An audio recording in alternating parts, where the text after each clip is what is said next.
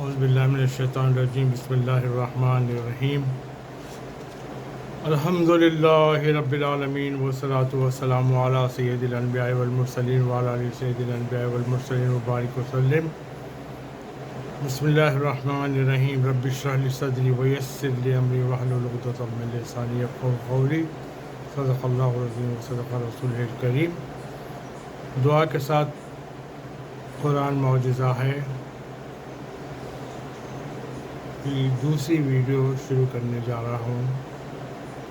یا ارحم الراحمین یا ارحم الراحمین یا ارحم الراحمین، الہی و سیدی یا مولائی، یا اللہ امت مسلمہ کی ایمان کی حفاظت فرما، امت کے دین و دنیا کی حاجات کو پورے فرما، امت کے دین و دنیا کی حاجتوں کو پورا فرما، امت کے بیماروں کو شفا عطا فرما، امت کے بے روزگاروں کو روزی عطا فرما، امت کے پریشان حالوں کی پریشانی کو دور فرما، امت کے بے قصور قیدیوں کو رہائی عطا فرما، امت کے جائز قرض داروں کے قرضے عطا فرما، جائز قرض داروں کے قرضے ادا فرما، امت کو کبیرہ گناہوں سے محفوظ رکھیے، امت مسلمہ انس و جن کی مغفرت فرمائیے، غزہ و فلسطین کی مسلمانوں کی حفاظت فرمائیے، ان کے جان مال ان کے اولادوں کی حفاظت فرمائیے، ان کے بے قصور لوگوں کو جو قید میں ہیں بارے تعالیٰ ان کی رہائی فرمائیے۔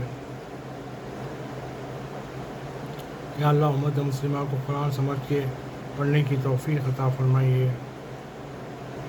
اللہم اغفر لی ولی والدی ولی المؤمنین والمؤمنات والمسلمین والمسلمات للاولین والآخرین الاحیاء والاموات المسلمین بحق محمد صلی اللہ علیہ وآلہ وسلم یا ذا الجلال والاکرام۔ بسم اللہ الرحمن الرحیم۔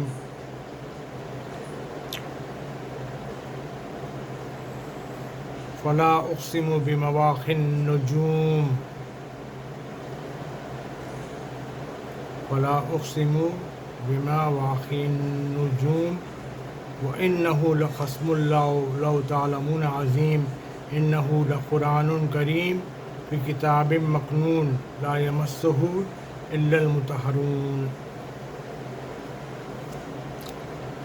قرآن معجزہ ہے، اس عنوان پر یہ دوسری تقریر ہدیہ ہے آپ لوگوں کے لیے۔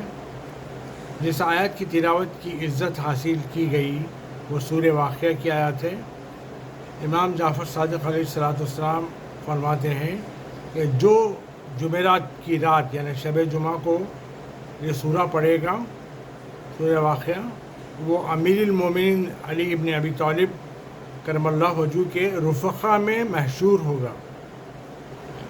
جو شب جمعہ سورہ واقعہ کی تلاوت کی عادت ڈالے گا وہ رفقائے مولا کائنات علی علیہ السلام سے ہوگا، اس لیے کہ سورہ واقعہ کا راز تعلق امیر المومنین سیدنا علی کرم اللہ وجہہ سے ہے۔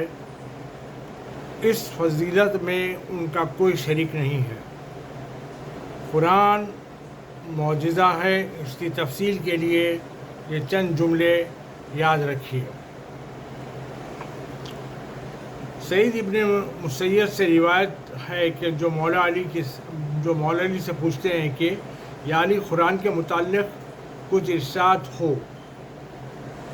اب جو جواب آ رہا ہے میں چاہتا ہوں کہ سب یاد رکھیں۔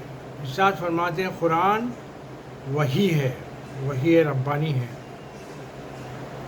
تحدید معجزہ ہے، جس کے 114 سورے ہیں، 6236 آیتیں ہیں، 3,21,250 حروف ہے۔ مولا فرماتے ہیں کہ ہر حروف معجزہ ہے، ہر حرف معجزہ ہے۔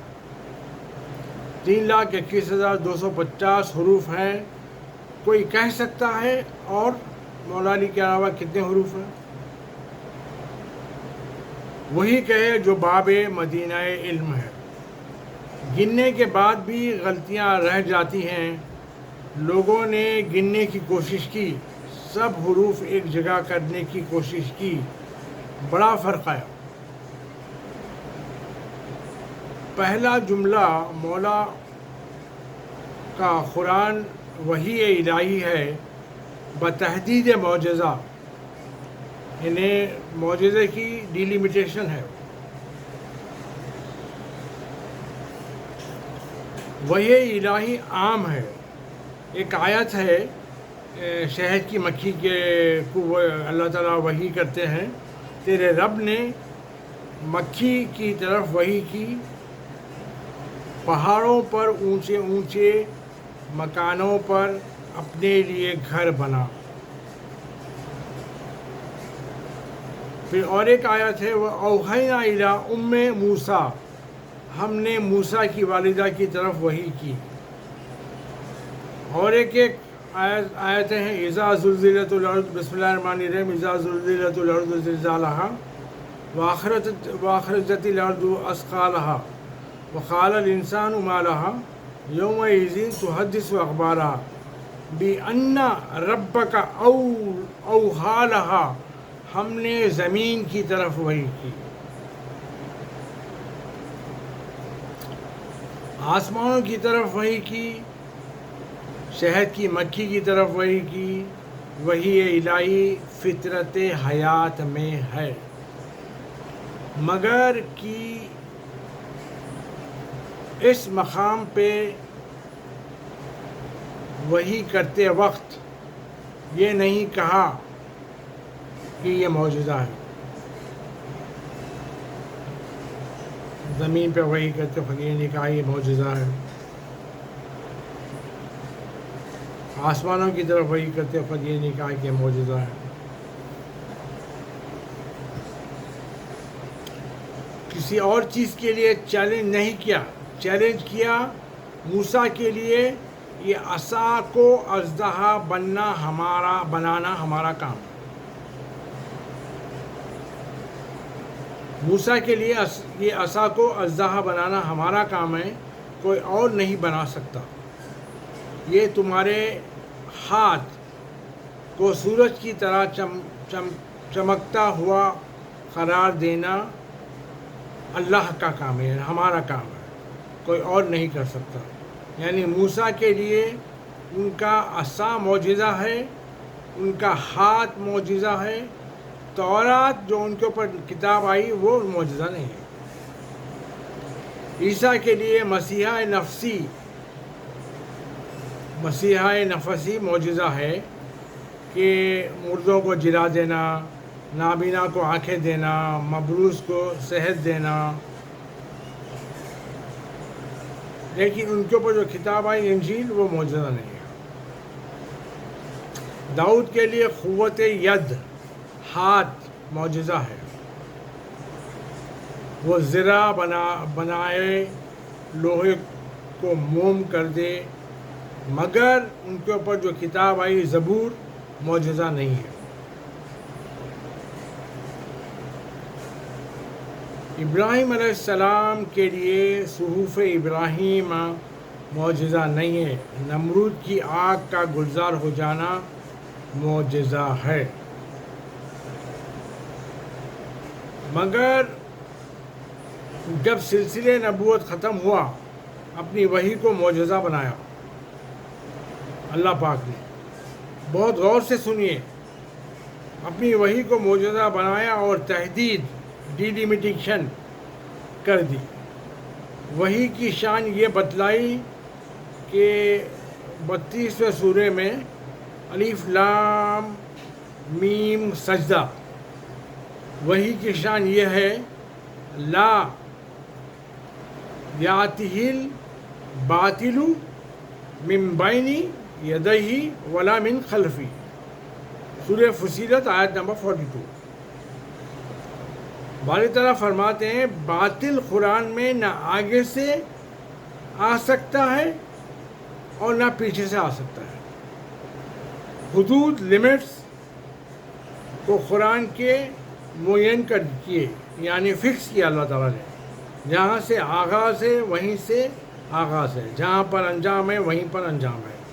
ہر سورے کا جہاں آغاز ہے وہیں سے آغاز ہے، ہر سورے کا جہاں انجام ہے وہیں انجام ہے. ہر آیت کا جہاں سے آغاز ہے وہیں سے آغاز ہے، ہر آیت کا جہاں سے انجام ہے وہیں سے انجام ہے. اس لیے باطل نہ آگے سے آ سکتا ہے نہ پیچھے سے آ سکتا ہے. سمجھے بھائی؟ فکس ہے، لمٹس، اس کی حدود فکس ہے. اہم سبجیکٹ پہ بات ہو رہی ہے.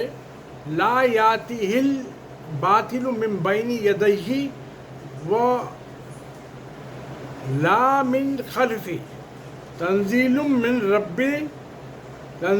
من حکیم حمید. وہی آیت کا کنٹینیوشن ہے یہ کہ حکیم حمید کا نازل کیا ہوا قرآن ہے، باطل آ نہیں سکتا. اور جب معجزے پر گفتگو ہوئی تو سورہ اسراء میں کہا، سورہ اسراء میں باری تعالیٰ نے کہا تھا کہ کہہ دو اے رسول، جو میں لاسٹ تقریر میں اس کی آیت پوری میں ڈیٹیل پڑھا تھا. کہہ دو اے رسول،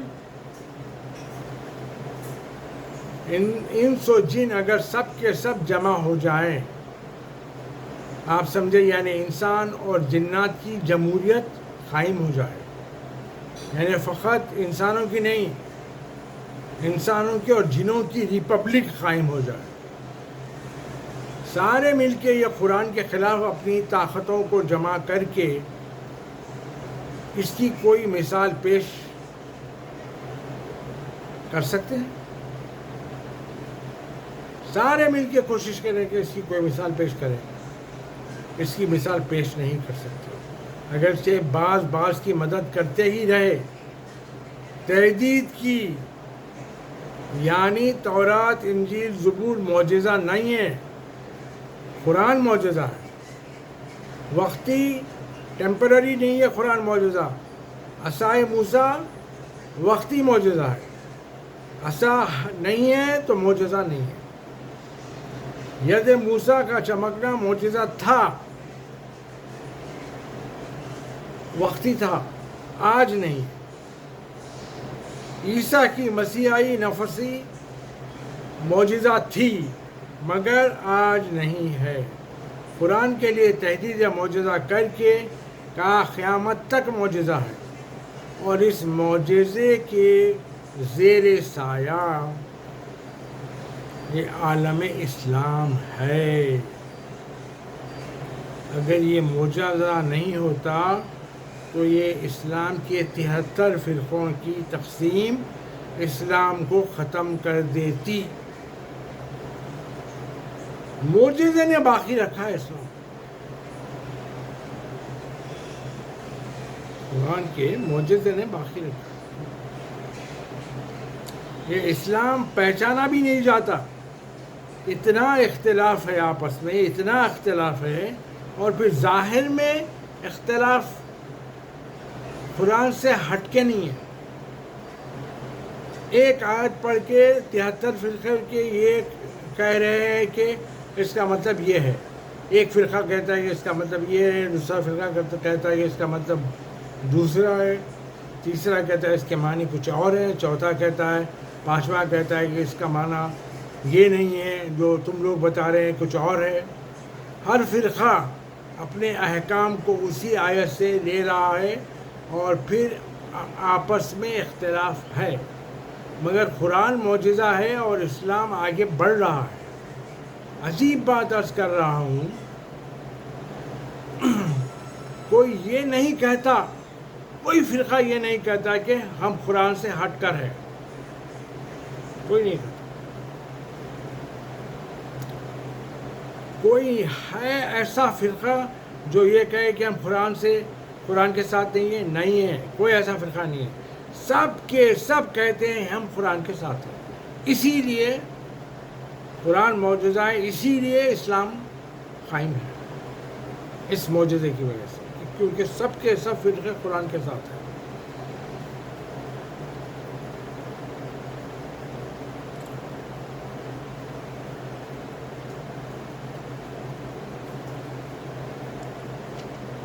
یہ اتنا بڑا اعجاز ہے قرآن کا، ہر ایک کے لیے اس میں تسلی ہے، ہر ایک کے لیے اس میں تشفی ہے. امیر المومنین مولا علی علیہ السلام کے سامنے قرآن کے معجزے ہونے پہ بات ہو رہی تھی. ایسے میں مولا علی نے قرآن پر گفتگو شروع کی اور ایک سانس میں مولا نے قرآن کے 42 معجزے بتلائے، 42 فضیلتیں بتلائی. دنیا حیران تھی. یہ خطبہ قرآن پہ ہو رہا تھا. حق انہی کو پہنچتا ہے. انی تارکم فیکم ثقلین، میں تمہارے بیچ 2 گنا خدر چیزیں چھوڑے جا رہا ہوں، کتاب اللہ و ہجرتی. سو انہی کو حق پہنچتا ہے.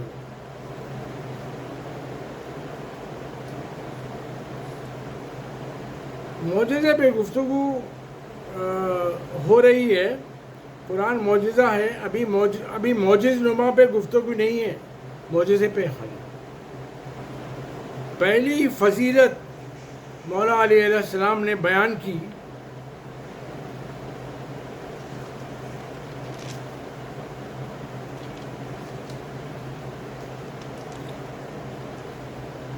انزلنا علیہ کتاب، اللہ نے اپنے نبی پہ کتاب نازل کی.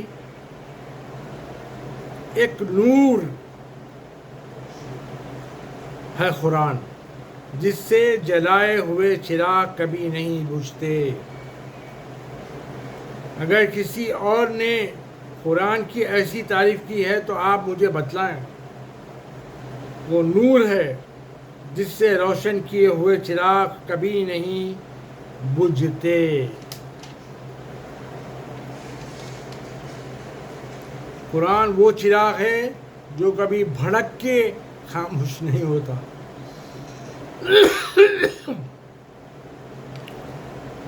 وہ ایک ایسا سمندر ہے جس کی تہ کا آج تک پتہ نہیں.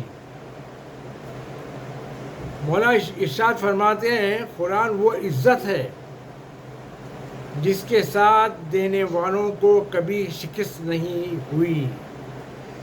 قرآن حق ہے، اس کی مدد کرنے والے کبھی رسوا نہیں ہوئے. سبحان اللہ.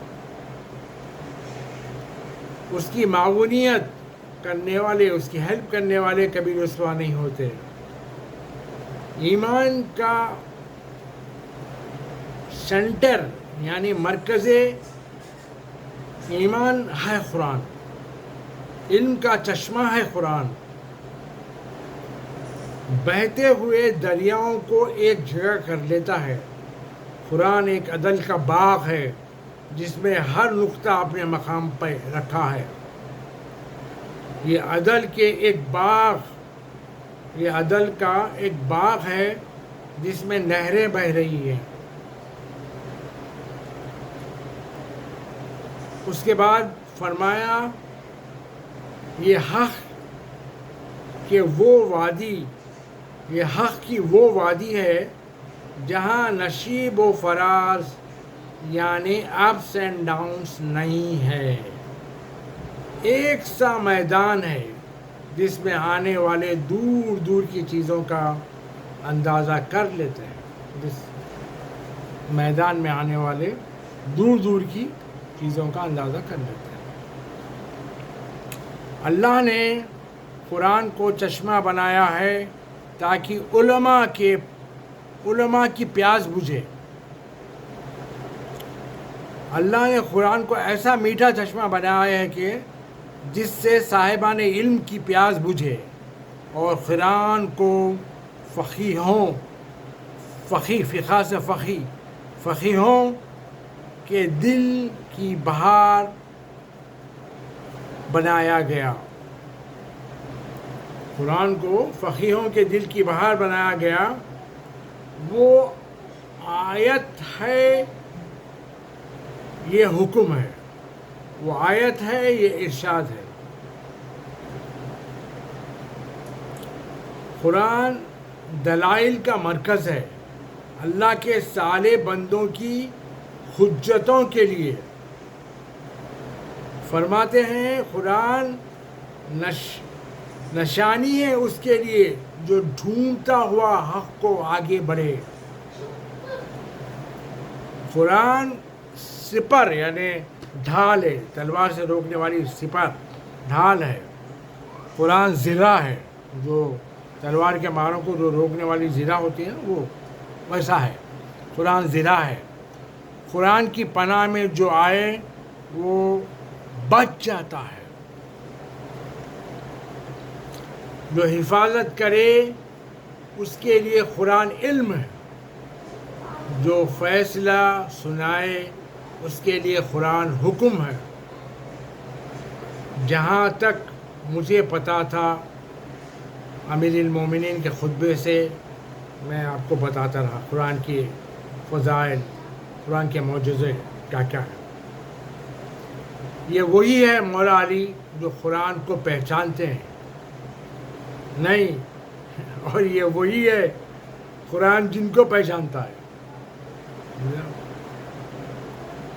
دیکھیں کتنا ربط ہے ان کو قرآن سے. تعریف کرے تو یوں کرے وہی ربانی کی. قرآن نور ہے، کس کس اندھیرے میں جل رہا ہے وہ چراغ، کس کس ظلمات میں روشنی آ رہی ہے قرآن سے. کتنے اندھیرے روشن ہو رہے ہیں قرآن سے، کتنے علوم مل رہے ہیں قرآن سے.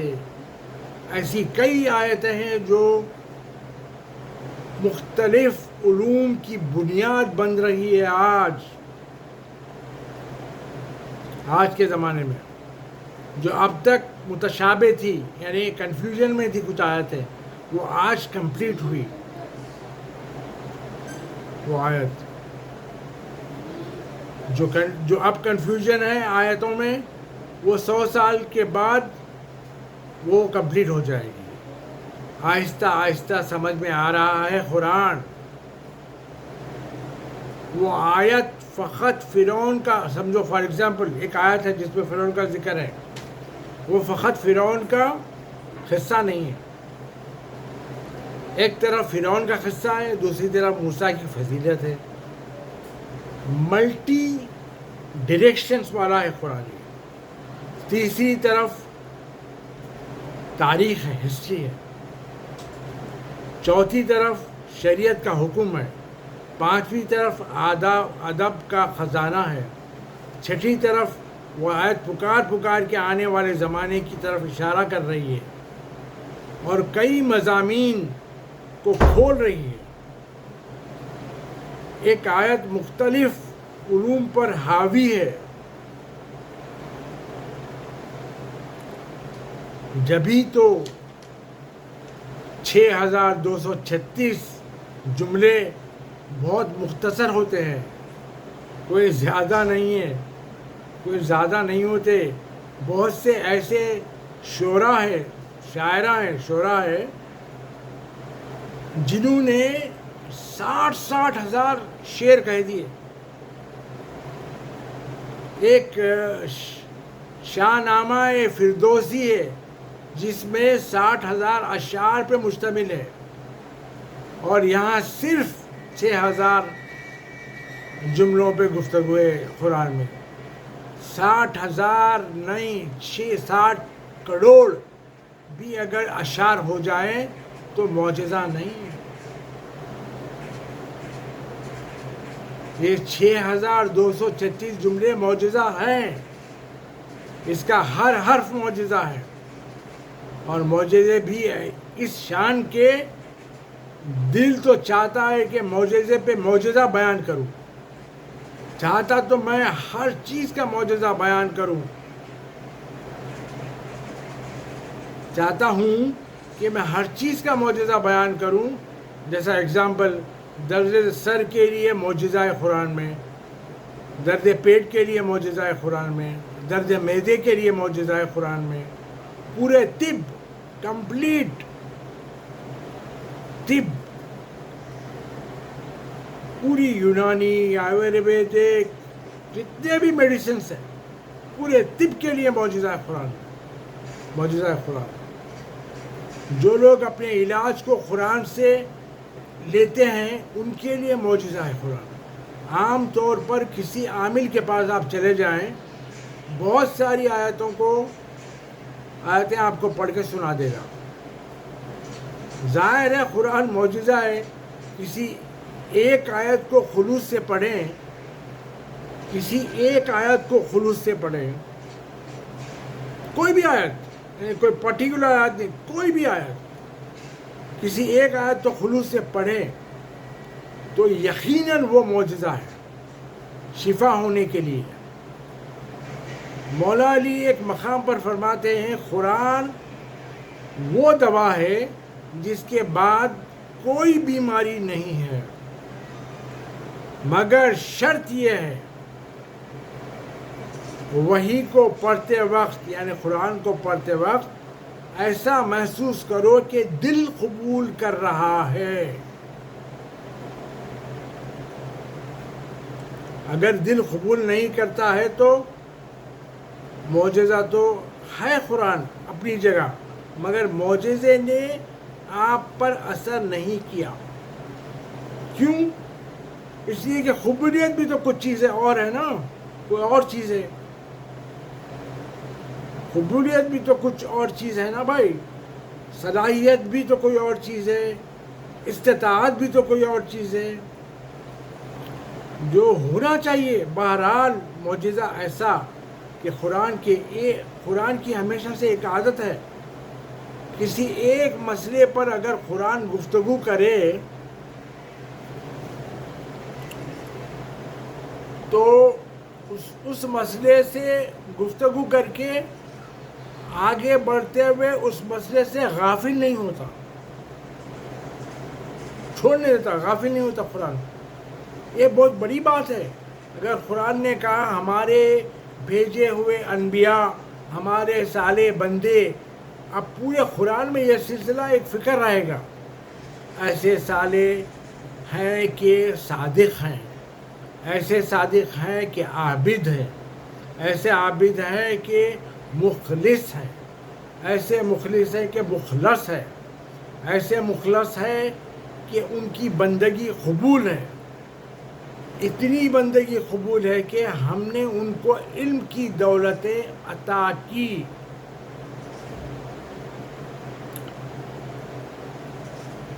ہم نے کیونکہ ان کو علم کی دولتیں عطا کی ہیں اسی لیے خطا نہیں کرتے، خطا کار نہیں ہوتے. دنیا کی ریسرچ کرنے والے نبوت پہ اگر ریسرچ کرنا چاہے تو سب آیتیں قرآن میں ملے گی ان کو. اللہ یہ چاہتا ہے کہ اس بات کو کلیئر کر دے تو دنیا کی کوئی طاقت پھر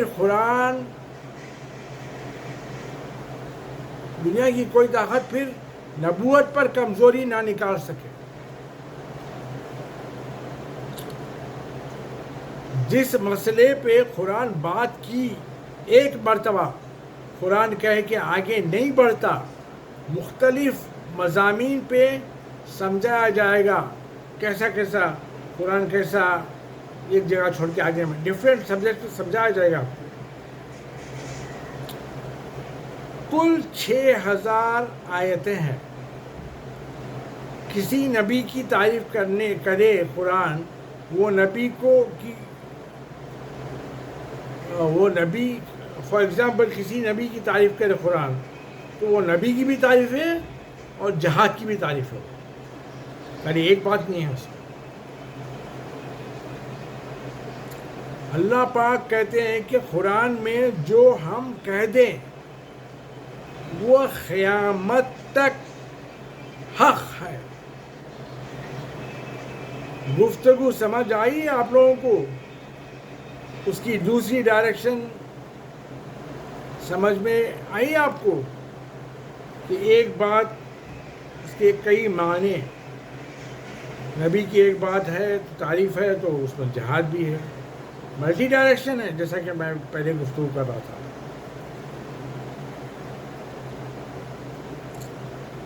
قرآن میں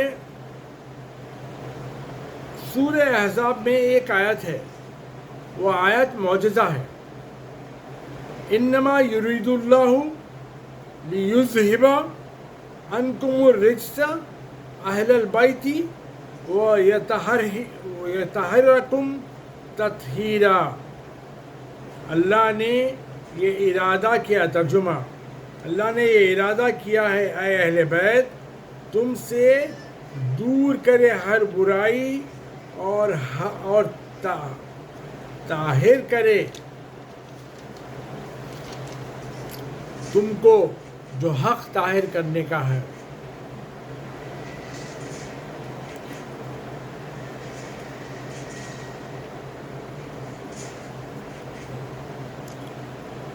جو حق طاہر کرنے کا ہے۔ اس آیت کو نازل کر کے بنی امیہ کے ہاتھ میں تلوار دی، دولت دی، بنی عباس کے ہاتھ میں تلوار دی، دولت دی، آل تاتان کے ہاتھ میں دولت دی اور تلوار دی، پوری طاقتیں تم کو دی۔ اب اہل بیت کے دامن پہ کوئی نجاست ڈال کے دکھاؤ۔ آپ سمجھ گئے؟ معجزہ ہے، معجزہ ہے۔ یعنی آیت کو نازل کر کے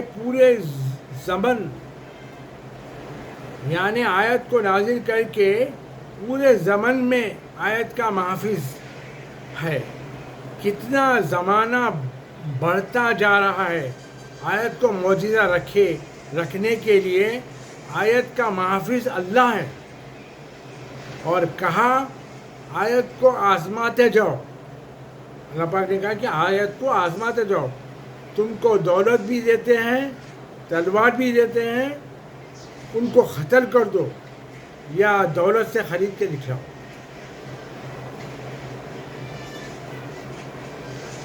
مگر ان کے دامن پہ ایک داغ تو ڈال کے دکھا لو، ہم نے پاک کیا ہے، یہاں نجاست نہیں آ سکتی۔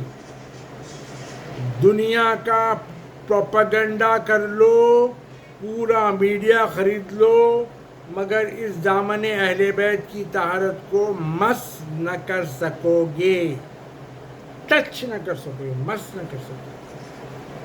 دیکھو یہ قرآن معجزہ ہے۔ انہو لقرآن کریم فی کتاب مکنون لا یمسہ الا المطہرون۔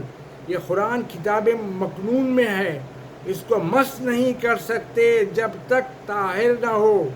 نہ قرآن کے قریب نجاست آ سکتی ہے، نہ اہل بیت کے قریب نجاست آ سکتی ہے۔ ایسی منزل پر آیت کو نازل کر کے اس کو پورے زمن میں معجزہ بنایا ہے، اور آزمانے کی قوتیں غیروں کو دیتا ہے۔ آزماؤ، ہم نے طاہر کیا ہے، ہم نے طاہر کیا ہے۔ ان کا گھر لوٹ لو، یعنی اہل بیت کا گھر چاہے تو لوٹ لو، ان کا گھر جلا دو، تاہے تیغ کر لو، بچوں کو دیواروں میں چنا دو، مگر یہ طہارکم تطہیرہ میں فرق نہیں آئے گا۔ یہ ہے اعجاز قرآن، معجزہ اور آیت کی حفاظت، معجزہ اور آیت کی حفاظت۔ ایک دوسری بحث چھڑ گئی۔ اِنَّا نَحْنُ نَزَّلْنَا الذِّكْرَ وَإِنَّ لَهُ لَحَافِظُونَ۔ اِنَّا نَحْنُ نَزَّلْنَا الذِّكْرَ وَإِنَّ لَهُ لَحَافِظُونَ۔ سورہ حجر آیت نمبر 9۔ ہم نے ذکر کو نازل کیا اور ذکر کی حفاظت کرنے والے بھی ہم ہیں، ہم محافظ ہیں۔ ہم نے کہہ دیا کہ ہم نے دور رکھا ہے ہر نجاست کو، تو قیامت تک نجاست دور ہے۔ قیامت تک اے اہل بیت تمہارے گھر سے نجاست دور ہے۔